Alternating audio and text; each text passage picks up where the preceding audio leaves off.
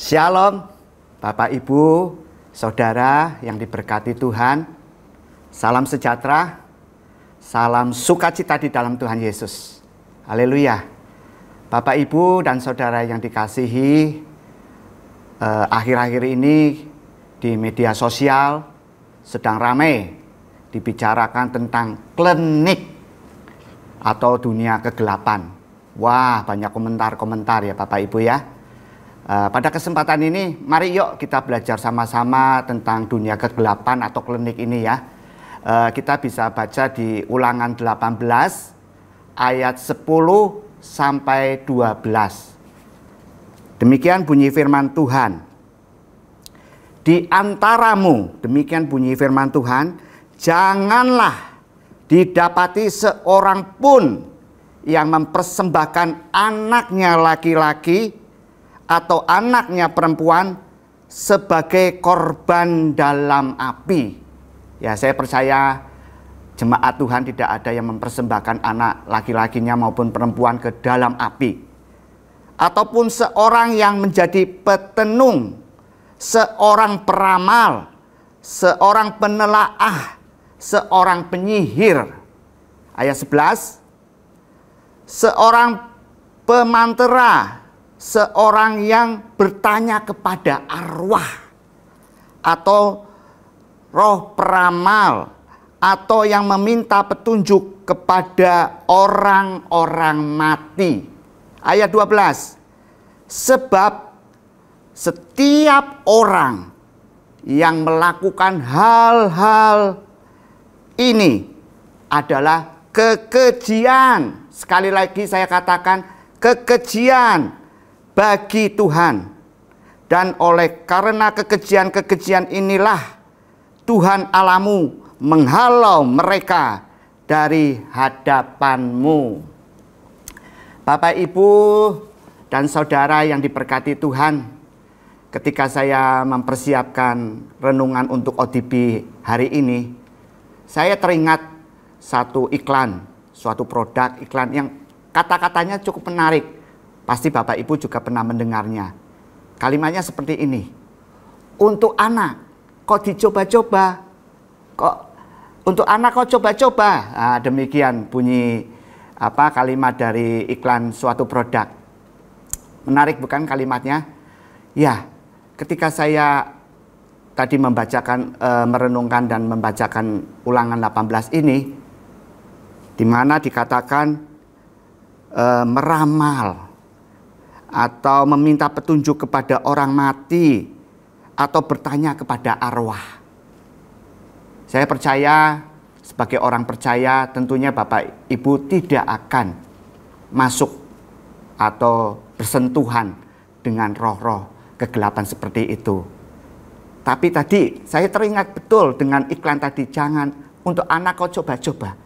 Ya, bisa jadi Bapak Ibu mungkin Bapak Ibu sekedar iseng, sekedar coba-coba. Oh, ini ada di koran, di majalah atau di medsos, ada hal-hal ramalan, ramalan tentang zodiak, tentang bintang atau yang dikenal dengan astrologi. Wah, coba dipelajari. Ini anak saya bintangnya ini.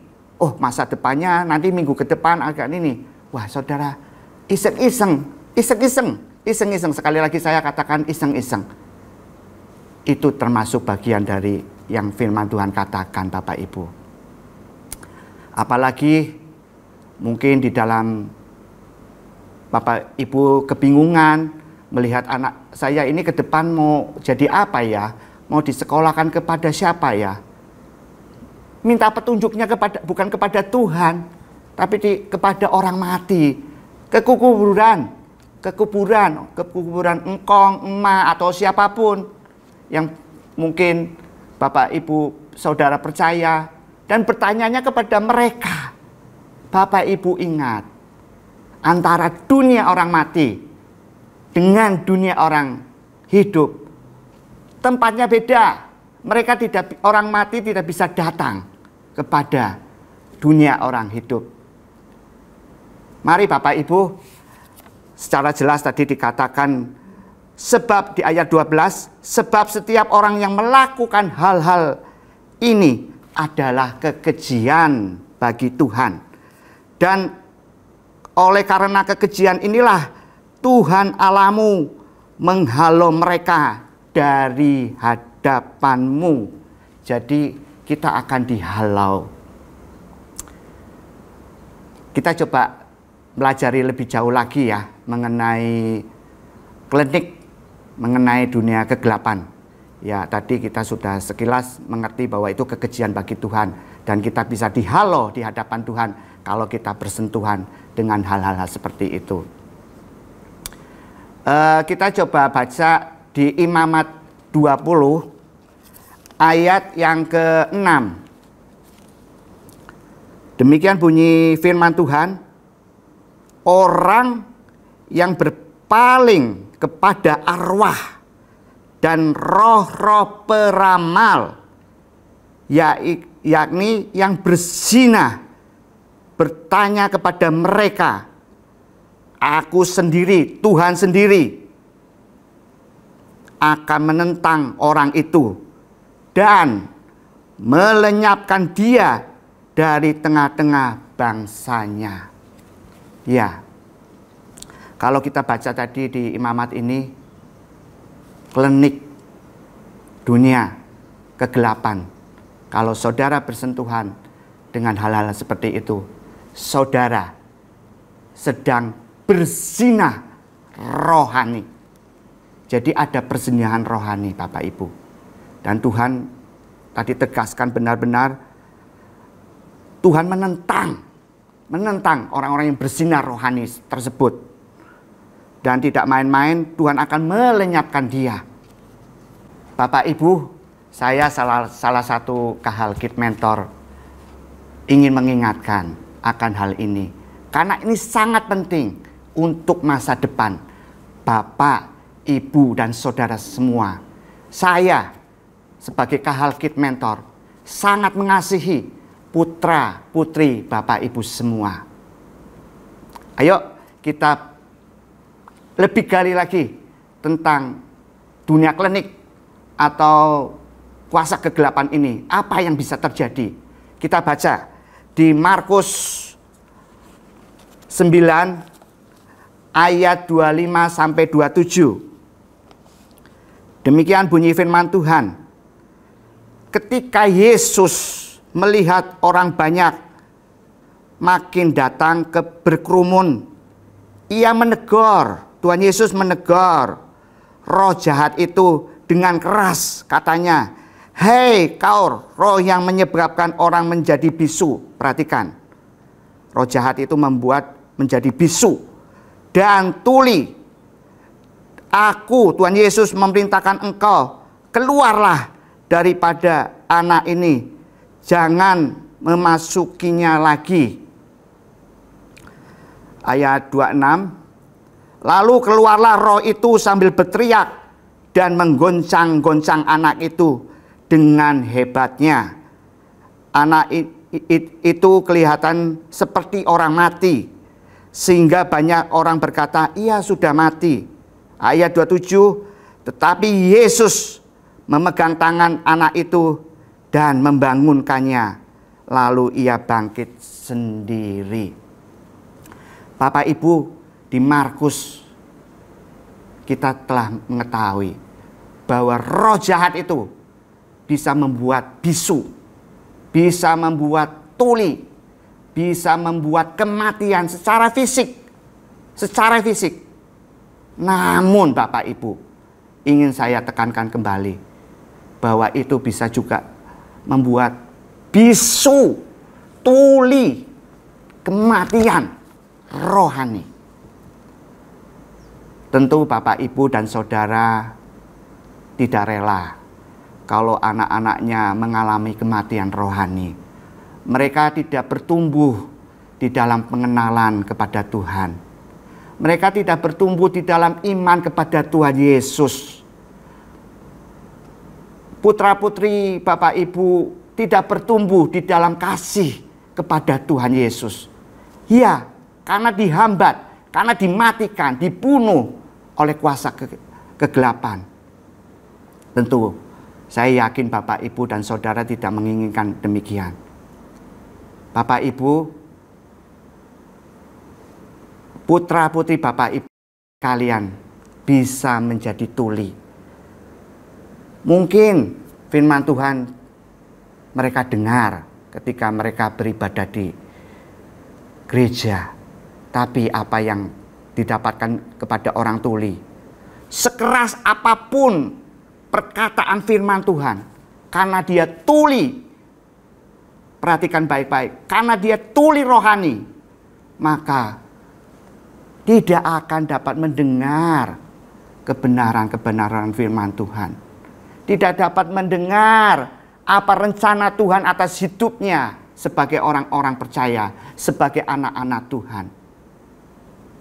Dan kalau bisu rohani, dia tidak dapat memperkatakan kebenaran firman Tuhan atas dirinya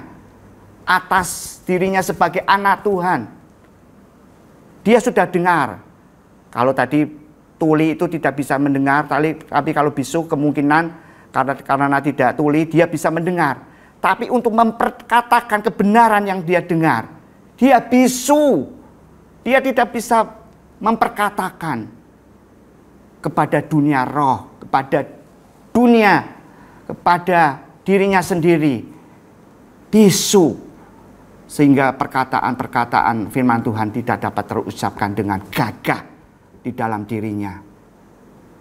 Saya yakin Bapak Ibu tidak inginkan putra-putri Bapak Ibu semua mengalami hal-hal demikian. Yuk.